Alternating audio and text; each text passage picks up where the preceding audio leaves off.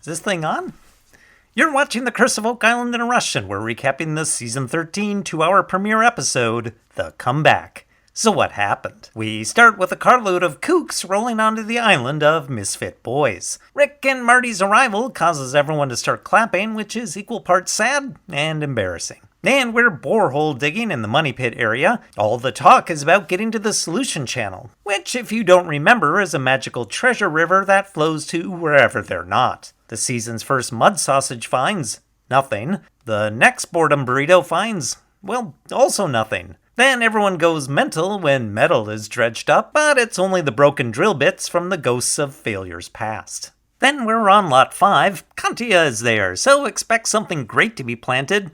No, I'll never let it go. She finds some iron garbage before Gary takes over and finds lead shot, an iron thing of no significance, and glass, and apparently enough other unidentified trash that the archaeologists take over and find an iron bit, a pottery bit, and a bead bit. You a little bit underwhelmed? Digging through last year's caisson cast-offs produces an iron thing, which was clearly used for building treasure shafts, and an iron thing, which was clearly used for building treasure shafts. Off to the lab where Emma uses the power of science to prove it's not modern.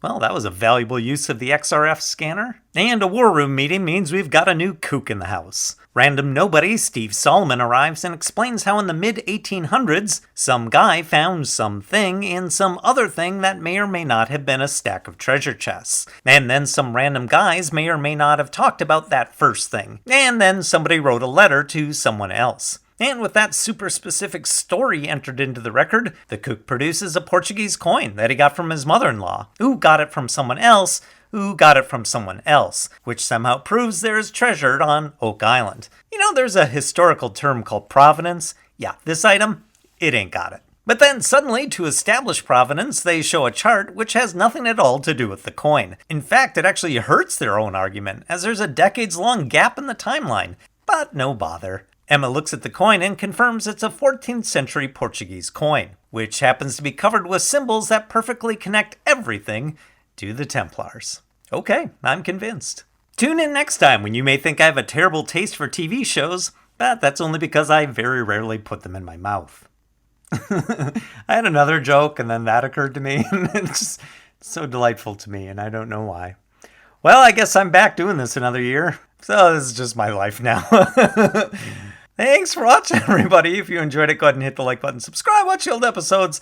Leave a comment below. It's the only reason I do this. The stuff you guys write is way more entertaining than the show. And I'll be back again next week.